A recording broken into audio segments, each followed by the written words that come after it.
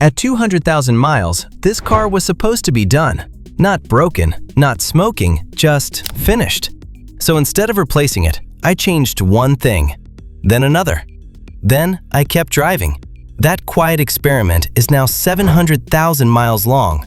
It comes down to 13 habits almost no one talks about, and we're starting with the one habit that decides whether an engine lives or slowly dies. Habit 1. Religious oil changes at precise intervals. Here's the truth nobody wants to hear. Your owner's manual is lying to you. Not intentionally, but those 10,000-mile oil change intervals? Those are designed to get you through the warranty period, not to 700,000 miles. I changed my oil every 5,000 miles with full synthetic every single time, no exceptions. Even when I was broke, even when the car seemed fine, even when people called me paranoid. Oil is the lifeblood of your engine. It lubricates metal parts spinning thousands of times per minute, reduces friction, and removes heat. But here's what happens over time. Oil breaks down. It gets contaminated with microscopic metal particles, combustion byproducts, and moisture. By 7,000 miles, even synthetic oil starts losing its protective properties. By 10,000 miles, you're basically running with dirty oil that can't do its job properly. I kept every single receipt, not just for proof, but because establishing a pattern of consistent maintenance is crucial if you ever have a warranty claim or want to sell the vehicle. The cost? About $60 every 5,000 miles. Over 700,000 miles, that's roughly $8,400 in oil changes. A new engine? That's $5,000 to $8,000, and you only get one. Do the math. Change your oil religiously, and your engine will outlast the rest of the car. Habit 2. Let the engine warm up and cool down properly. This habit saved my turbocharger twice and probably prevented countless engine wear incidents. When you start a cold engine, the oil is thick and takes time to circulate properly. Metal parts are contracting from the cold. Tolerances are tight. If you immediately rev the engine or accelerate hard, you're forcing metal to slide against metal with inadequate lubrication. Here's my exact routine. Start the engine and let it idle for 30 to 60 seconds. Just enough time to put on your seatbelt and check your mirrors. Then drive gently for the first 5 minutes. Keep RPMs under 3,000. No hard acceleration, no full throttle. I'm talking grandmother-style driving until the temperature gauge reaches normal operating range. The cool down is equally critical, especially if you have a turbocharged engine. After highway driving or any spirited acceleration, your turbo is spinning at over 100,000 RPM and glowing hot. If you shut off the engine immediately, oil stops flowing, but the turbo is still incredibly hot. That oil can cook and form carbon deposits that will eventually destroy the turbo bearings. My rule? After any highway driving, I idle for 30 to 60 seconds before shutting down. If I've been driving hard, I make it a full minute. This lets the turbo spin down and allows cooler oil to circulate through it. My original turbo lasted 450,000 miles. Most people replace theirs by 150,000. This single habit made that difference. Treat your engine like an athlete. It needs to warm up before performing and cool down after exertion. Habit 3. Check fluids weekly, not when warning lights appear. Every Sunday morning, without fail, I spend 10 minutes checking fluids. Not because I'm obsessive, but because warning lights appear when damage is already happening. By the time your oil light comes on, your engine has been running with dangerously low oil pressure. By the time you see coolant on the ground, you've lost half your cooling capacity. Here's my weekly routine. Pop the hood. Engine cold. Check the oil dipstick. Wipe it clean, reinsert, and check the level. It should be between the minimum and maximum marks. Check the coolant reservoir. It should be at the full line when cold. Check brake fluid in the master cylinder reservoir. Check power steering fluid if your car has hydraulic steering. Look for any wetness or stains under the car. This 10-minute ritual has caught problems before they became catastrophes. At 230,000 miles, I noticed my coolant dropping slightly each week. No visible leaks, no overheating, no warning lights. I pressure tested the system and found a tiny leak in a heater hose connection. Fixed it for $15. If I'd waited for the warning light, I would have been stranded with an overheated engine and possibly a warped cylinder head. Fluids are like vital signs for your car. Check them regularly. Know what's normal for your vehicle and address any changes immediately. This habit alone has probably saved me $10,000 in avoided repairs. Habit 4. Address check engine lights within 48 hours. The check engine light is not a suggestion. It's a warning. It can mean anything from a loose gas cap to catastrophic engine failure. Ignoring it is like ignoring chest pain because you can still walk. I keep a $25 OBD2 scanner in my glove box. The moment the light comes on, I scan it. Not next week, not when convenient, immediately. Small problems become expensive failures fast. Example: at 320,000 miles, my light came on. Car ran fine. Scanner showed P0420, catalyst efficiency low. Most people would drive on it for months. I replaced the upstream oxygen sensor for $90. Ignored, it would have destroyed the catalytic converter. A $1,200 repair, plus the sensor I'd still need. My rule: scan immediately. Research, diagnose within 48 hours, and fix fast. Most check engine lights warn of problems that worsen exponentially if ignored. Catch them early, fix them cheap, and prevent catastrophic failures. Habit 5. Use quality parts for critical systems. Most people sabotage their own cars to save a few bucks. Cheap oil filters, low-quality belts, or knockoff water pumps might seem fine until they fail catastrophically. I divide parts into critical and non-critical. Critical systems: engine timing, lubrication, cooling, and combustion. Get OEM or premium aftermarket parts only. Timing belts, water pumps, thermostats, fuel pumps, ignition coils, spark plugs.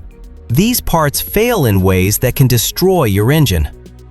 Example: at 180,000 miles, I needed a water pump. OEM, $120. Cheap aftermarket, $45. I went OEM. At 700,000 miles, it's still running.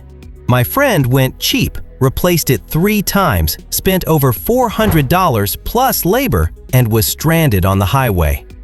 Timing belts? OEM or Gates brand. A cheap belt on an interference engine can bend valves, damage pistons, and cost $3,000 to $5,000 to fix. Non-critical parts: floor mats, trim, cosmetic items. You can save. But anything that keeps the engine alive? Pay for quality. Over 700,000 miles, it saved me from catastrophic failures and left me stranded exactly 0 times. Habit 6. Follow the severe duty maintenance schedule. Most people follow the normal schedule in their manual and wonder why their car doesn't last. The reality: almost everyone drives under severe duty conditions. Severe duty includes short trips under 5 miles, stop-and-go traffic, dusty roads, towing, or extreme temperatures. If you commute in a city or face real weather, this is you. Under severe duty, maintenance intervals shrink. Transmission fluid every 30,000 miles instead of 60,000. Differential fluid every 25,000. Coolant flush every 30,000. Spark plugs every 60,000. Why it matters. Short trips prevent the engine from reaching full temperature, creating condensation in oil, incomplete fuel combustion, and carbon buildup. Stop-and-go driving heats and cools components constantly, stressing brakes, transmissions, and engines. I followed the severe duty schedule religiously. At 700,000 miles, my transmission is original. My friend, same car, normal schedule, failed at 190,000 miles. It costs a little more, $200 to $300 per year, but it's preventive medicine for your car. Habit 7. Never ignore unusual sounds or smells. At 700,000 miles, I can tell you with certainty, weird noises don't fix themselves. Ever. Not once in 25 years has a mysterious sound just disappeared because I hoped really hard. Every strange noise is your car trying to tell you something is wrong. I developed a zero-tolerance policy for unusual sounds. Squealing? That's a belt slipping or wearing out. Grinding? That's metal on metal, usually brakes or wheel bearings. Clicking? Could be CV joints or valve train issues. Knocking? That's serious, could be rod bearings or detonation. Hissing? Vacuum leak or coolant leak. The rule? Investigate within a week of noticing something unusual. Document when it happens, under what conditions, and how it sounds or smells. Don't convince yourself it's normal. Your car has a baseline sound and smell. Deviations from that baseline are signals. Listen to them, investigate them, fix them. This vigilance has prevented so many catastrophic failures I've lost count. Habit 8. Change transmission fluid every 30,000 to 50,000 miles. Many manufacturers claim transmission fluid is lifetime. Don't be fooled. Lifetime means the warranty, not your goal of 700,000 miles. Transmission fluid isn't just lubrication. It cools components, transfers hydraulic pressure, and keeps clutches smooth. Over time, heat and friction break it down. It darkens, loses viscosity, and collects tiny metal particles that act like sandpaper, slowly destroying clutches and valve bodies. My rule? Drain and fill every 30,000 miles, not a flush. Flushing forces fluid at high pressure, which can dislodge debris and cause problems. Drain and fill removes what drains naturally, usually 40 to 60%, then refills with fresh fluid. Gentler, safer, and effective. It takes a few cycles to fully refresh the system, and that's fine. At 700,000 miles, my transmission still shifts as smoothly as it did at 100,000. I've never had a single problem. Cost? Around $80 to $120 per service. Over 700,000 miles, about $2,500. Far less than a $3,000 to $5,000 rebuild. Always use OEM spec fluid. The wrong fluid can cause slipping or harsh shifts. This one habit has kept my transmission alive far longer than 5 identical cars owned by friends. Change your fluid, use the right type, and your transmission will likely outlast everything else on the car. Habit 9. Keep it clean, especially underneath. This sounds superficial, but cleanliness prevents corrosion, and corrosion kills cars faster than anything else. I don't mean keeping it shiny for appearances.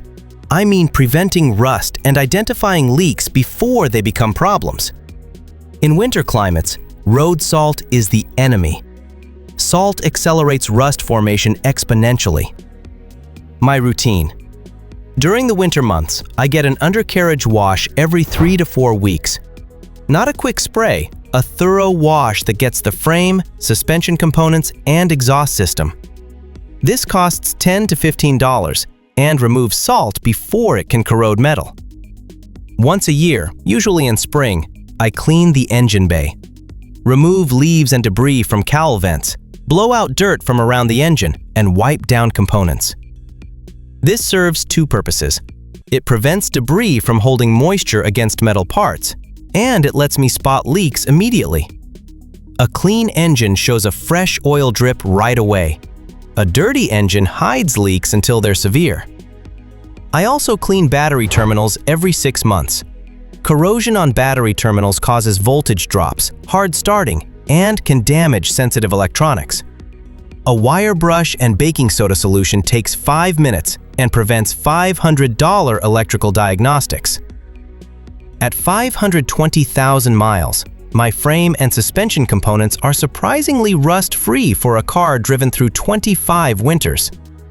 Friends with similar age cars have had to replace rusted brake lines, exhaust systems, and even frame sections. The difference? They never washed underneath. Rust is insidious. It starts small, invisible, then suddenly a brake line fails or an exhaust hanger breaks. Keeping things clean also helps resale value and makes working on the car more pleasant. But the real benefit is corrosion prevention. A clean car lasts longer, period. This habit costs maybe $200 a year in car washes and supplies, but has prevented thousands in rust-related repairs. Habit 10. Drive smoothly. Accelerate and brake gradually. Mechanical sympathy. That's the idea that every part in your car has limits, and how you drive determines how fast those limits are reached.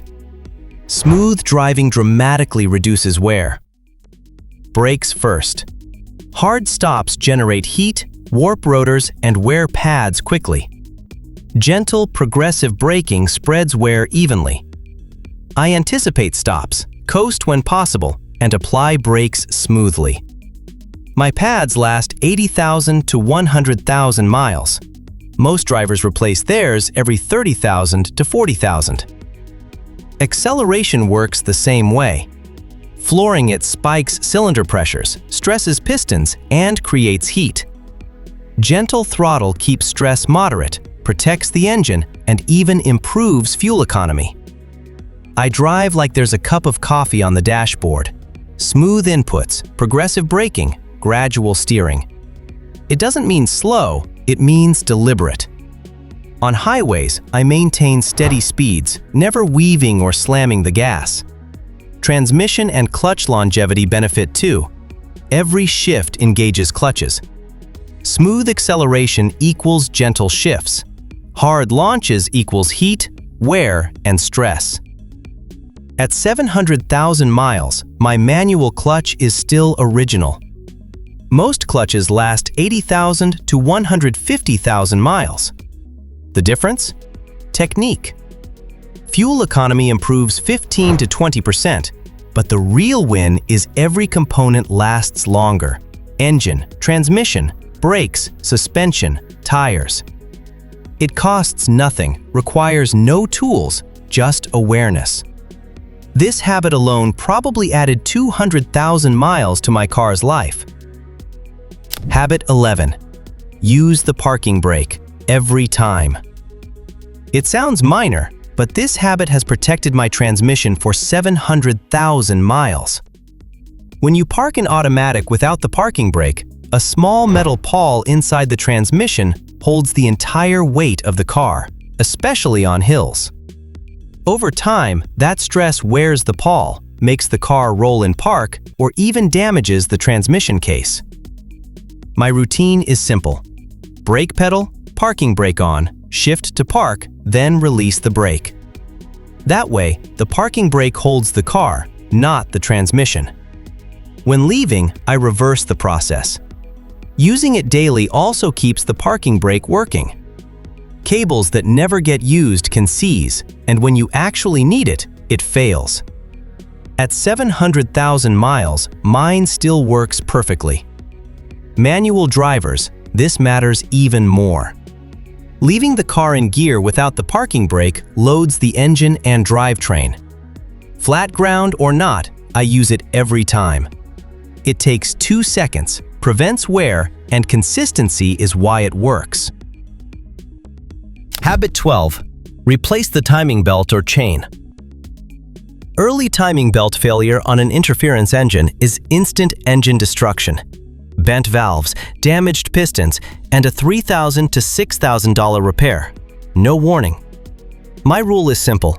Replace timing belts at 90% of the factory interval. If the manual says 100,000 miles, I do it at 90,000. Those intervals assume perfect conditions. Your driving isn't. Heat, short trips, dust, and age all shorten belt life. At 270,000 miles, I replaced my third timing belt. It looked fine until magnification showed micro cracks that would have failed later. Early replacement cost me $500. Failure would have cost the engine. I always replace the water pump and tensioner at the same time. Labor is most of the cost, and those parts wear together. Doing them separately means paying twice. Timing chains aren't lifetime either. They stretch, throw off timing, and slowly kill performance. I inspected mine at 200,000 and 400,000 miles. Both showed stretch, so I replaced them before damage started. Don't wait for noise. If a chain rattles, it's already late. This habit alone has prevented the most catastrophic engine failure. At 700,000 miles, my timing is still precise and my engine still runs smooth. Habit 13. Keep detailed records. This is the habit that makes all the others work. For 700,000 miles, I've logged every service, every part, every repair, and every dollar. Not for paperwork, for patterns. When oil use slowly increased around 550,000 miles, my records showed it happening over tens of thousands of miles. That told me it was normal ring wear, not a sudden failure, so I adjusted my maintenance instead of guessing. Records expose trends. My batteries failed every 5 years, so now I replaced them early.